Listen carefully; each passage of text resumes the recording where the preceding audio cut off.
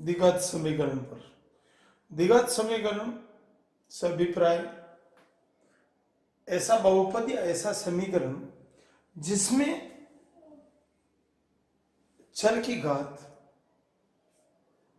दो अधिकतम, क्या लिखा है, ऐसा बहुपद जिसमें चर की अधिकतम घात कितनी हो, दो।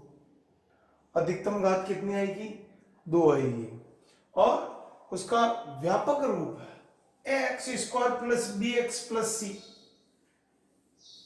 ये हमारा इसका एक व्यापक रूप है, स्टैंडर्ड सिस्टम है इसका। इसमें एक्स स्क्वायर की घात दो है, एक्स की घात एक है और एक्स की घात जीरो है। घात घटते हुए क्रम वाली। एक्स चर है, वेरिएबल है, एक्स वाई जेड इस तरह से चर आएगा। ABC is the real number, वास्तविक संख्याएं हैं। यहाँ पर 2 3 4 5 7 8 प्लस माइनस में आ सकती है। चर x, कंडीशन है x की अधिकतम घात दो होनी चाहिए, तभी द्विघात समीकरण आपका बनेगा। इसको सॉल्व करने की तीन मेथड्स हैं। पहला मेथड है गुणनखंड विधि, फैक्टर विधि। आपको क्या दिया होगा, उसके टुकड़े करने, मल्टीप्लाई करके टुकड़े करके आपको कॉमन लेके उसको सॉल्व करना पड़ेगा। वो है मेथड गुणनखंड विधि, फैक्टर मेथड। दूसरा आएगा पूर्ण वर्ग विधि। इसमें आपको समीकरण को हल करने के लिए पूर्ण वर्ग बनाकर, स्क्वायर बना करके फिर उसमें मूल x की वैल्यू निकालनी होगी। फिर तीसरा मेथड आता है श्रीधराचार्य सूत्र। इसको द्विघात सूत्र भी कहते हैं। x equal to minus b plus minus b square minus 4ac divide 2a। इन तीनों कंडीशन में जब द्विघात समीकरण हमारे पास आता है, उस द्विघात समीकरण में दो रूट या दो मूल प्राप्त होंगे। x की दो वैल्यू हमेशा प्राप्त होगी। किसकी होगी, जो वास्तविक संख्याएं होगी उसकी दो वैल्यू प्राप्त होगी। हमेशा x के दो वैल्यू प्राप्त होंगे। और उस वैल्यू में कुछ कंडीशन है, कब किस स्थिति में कैसे प्राप्त होगी, उसको बोलते हैं मूल की प्रकृति। किस टाइप का मूल है। बी स्क्वायर माइनस 4ac की वैल्यू अगर जीरो आ जाए, बी स्क्वायर माइनस 4ac की वैल्यू अगर जीरो आती है तो मूल वास्तविक और समान। यहां पर इस स्थिति में x की जो दो वैल्यू आएगी, वास्तविक आएगी, रियल आएगी, और दोनों मान समान होंगे, दोनों नंबर समान होंगे। बी स्क्वायर माइनस 4ac बड़ा है जीरो से, इसका मतलब क्या है, ये धनात्मक वैल्यू अगर आती है तो मूल वास्तविक आएंगे, और दोनों अलग अलग x की वैल्यू जो मूल आएंगे वो दोनों अलग अलग हमको प्राप्त होने वाले हैं। तीसरी कंडीशन आती है बी स्क्वायर माइनस 4ac की वैल्यू अगर जीरो से छोटी, जीरो से कब छोटी होगी, जब वो ऋणात्मक होगी, माइनस में होगी, वैल्यू ऋणात्मक में होगी। और ऋणात्मक वैल्यू में मूल काल्पनिक होते हैं, सिर्फ कल्पना मात्र होती, काल्पनिक होते हैं। एक शब्द और आता है विविधकर, क्या नाम है, विविधकर। इसका मतलब होता है द्विघात समीकरण का जो हमारा व्यापक रूप है उसके अंदर बी स्क्वायर माइनस 4ac जो हमारी कंडीशन है, इसमें बी स्क्वायर माइनस 4ac हमें यह बताता है कि मूल किस तरह के, रियल है, वास्तविक है या काल्पनिक है, प्रकार बताता है। इस कंडीशन को हम कहते हैं विविधकर। क्या करता है, बी स्क्वायर माइनस 4ac हमको कंडीशन बताए कि ये हमारे जो मूल है वास्तविक है, काल्पनिक है, किस तरह के हैं, उस कारण से इसको कहते हैं b square minus 4ac is the विविधकर। मूल की प्रकृति आपको आनी चाहिए। इन तीनों विधियों पर अपन बात करने वाले हैं। सबसे पहले आज बात करेंगे, एक विधि लेंगे, उस विधि पर बात करेंगे। एक उदाहरण देखें, 2x square minus 3x plus 5। मान लीजिए ये द्विघात समीकरण है आपका। इसमें हमको सबसे पहले हल करने से पहले विधियों पे हम चलेंगे, लेकिन उन विधियों पर जाने से पहले हमको ये पता होना चाहिए कि मूल की प्रकृति क्या है, व्हाट इज द कंडीशन। किस टाइप का है, क्या ज्ञात करने वाले हैं? सबसे पहले हम सीखने वाले हैं मूल की प्रकृति। आपका क्वेश्चन क्या है? 2x² minus 3x plus 5 equal to 0। व्यापक रूप क्या है? x² plus bx plus c equal to 0। ये आपकी कंडीशन है। क्या कंडीशन है व्यापक रूप की? x² plus bx plus c। इसमें ध्यान से समझे, x² गुणा है a से, तो हमारे समीकरण में जो a की वैल्यू आएगी वो 2 आएगी।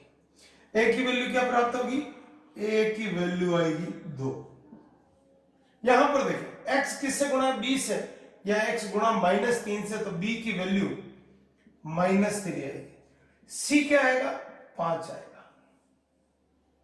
abc आने के बाद आपको क्या करना पड़ेगा?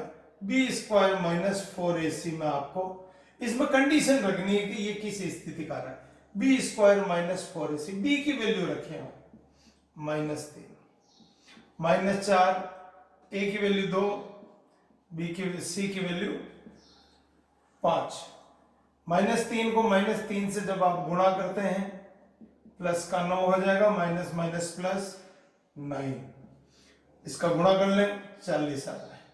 -31 घटा लेंगे, कौन सी कंडीशन आ रही है? ऋणात्मक। और ऋणात्मक कंडीशन में क्या होगा?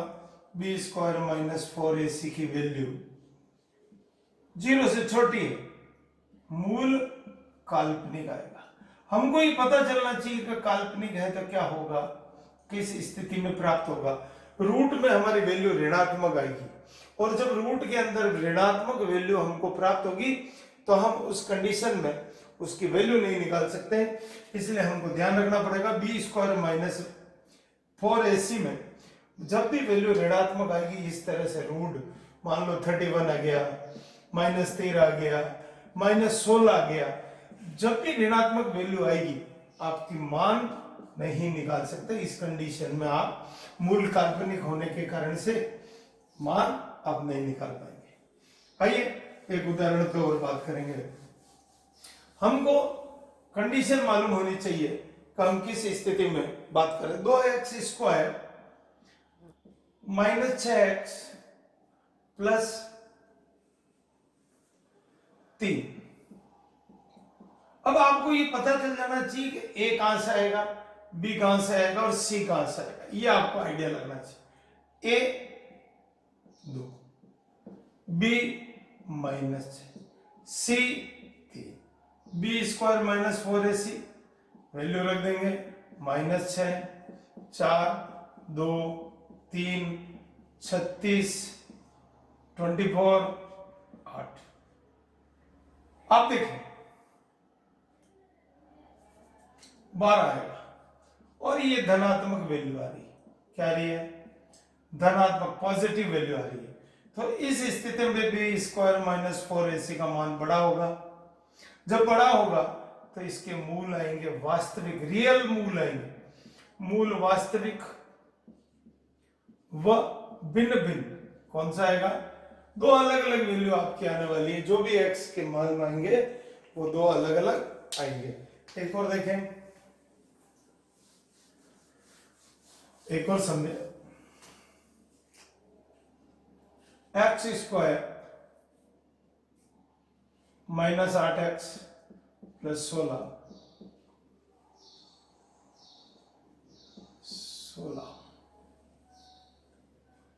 यह 4 कर लेंगे, यहां भी 4 कर लें। आइए अब बात करते हैं। यहां पर 0, x² minus 4x plus 4 equal to 0।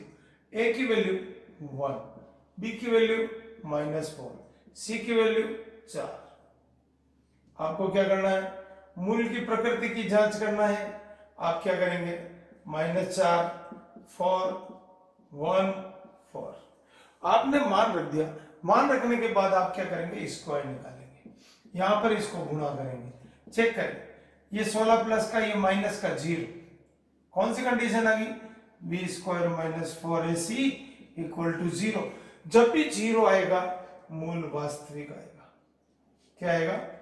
मूल वास्तविक आएगा, लेकिन इसकी जो वैल्यू आएगी वो समान आएगी। जो भी वैल्यू आएगी वो दोनों समान आएगी, एक जैसी आएगी। हम बात करने वाले हैं एक रूट पर, मैं बात करना चाहता हूं कि एक रूट का सवाल पर आप बात कर लें। एक समझे इसको, 4x स्क्वायर प्लस 4√3x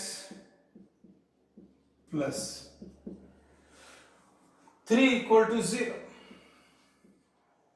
ये मान लीजिए कोई प्रॉब्लम है, a की वैल्यू 4, b की वैल्यू 4√3 और c की वैल्यू आपका 3 आ गई।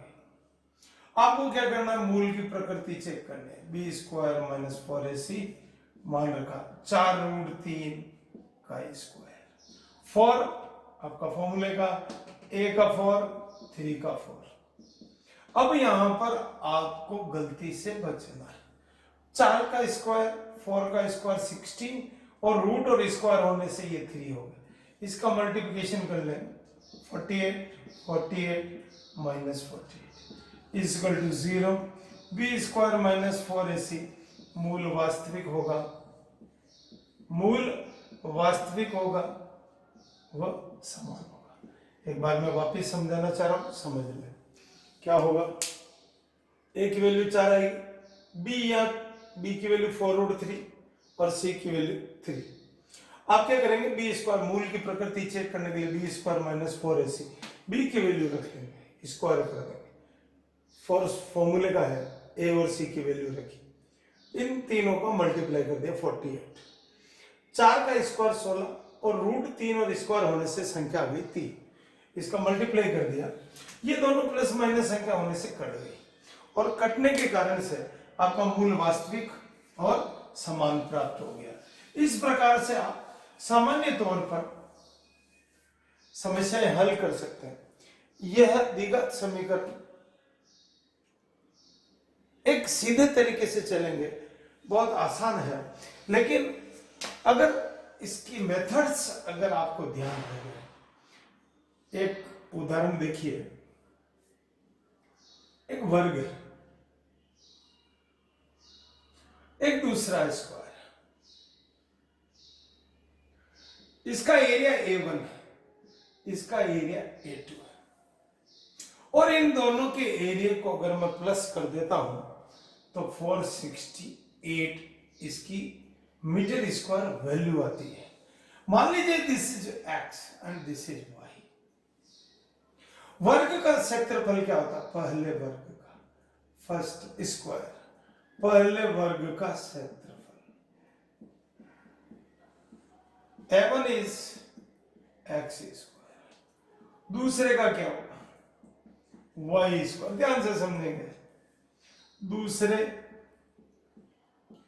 वर्ग का क्षेत्रफल। क्या कह रहा है? A1 + A2 = 468। पहले का क्षेत्रफल और दूसरे का क्षेत्रफल कितना आ रहा है? 468। आपका इक्वेशन नंबर फर्स्ट हो गया।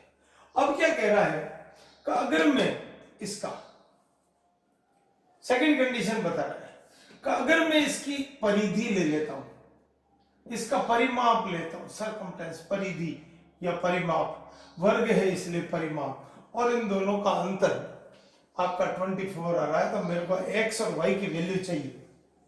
और आपको मालूम है पहले वर्ग का परिमाप, पहले वर्ग का परिमाप C1 = 4x, दूसरे वर्ग का परिमाप C2 = 4y। कंडीशन क्या है? C1 - C2 = 24, 4x - 4y = 24। Common ले लेंगे और आपके पास दो इक्वेशन आ गई, दो इक्वेशन आ गई, x² + y² = 468। अब आप क्या करेंगे? दो नंबर यहां से नहीं लगा करके इसकी x is equal to 6 plus y करके इसको 2 नंबर कर देंगे। हम x की वैल्यू को शिफ्ट कर रहे हैं समीकरण नंबर इक्वेशन नंबर 1 के अंदर। क्या कर रहे हैं, इस x को इसमें पुट कर रहे हैं। 6 plus y whole square y square 468 समझेंगे। मैंने क्या किया, 2 का मान 1 में रख दिया, वैल्यू ऑफ 2 पुट इन 1, इसका होल स्क्वायर बोला 36 12y plus y square 468 add कर ले 2y square 12y plus 36 minus 468 equal to 0। आपको इस इक्वेशन को सोल्व करना है। घटा ले 2 3 432। अब यहां देखिए कोई कॉमन आ रहा है क्या, डिवाइड करो, डिवाइड बाय 2, 2 से डिवाइड कर लेंगे, y square plus 6y minus 2 1 6 216। अगर आपको यहां आसानी से टुकड़े आते हैं जोड़ने घटाने पर, कब मैं किसको किससे जोड़ूं घटाऊं, जिसमें आराम से मेरे 216 आता है। जोड़ने घटाने पर कितने चाहिए मेरे को, 6। आपको अब टुकड़े सोचने पड़ेंगे। आपको लग रहा है नहीं आ रहा, कोई बात नहीं। आप यहां पर पूर्ण वर्ग विधि द्विघात सूत्र लगाएं। a की वैल्यू 1, b की वैल्यू 6, c 216 फॉर्मूले में रख देंगे। 6 माइनस प्लस माइनस 6 का स्क्वायर माइनस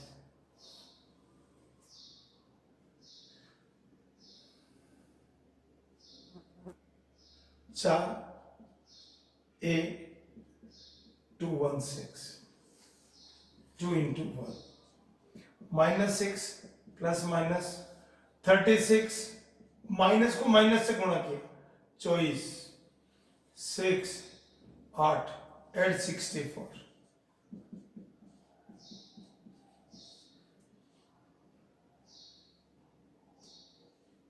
900 आ गया।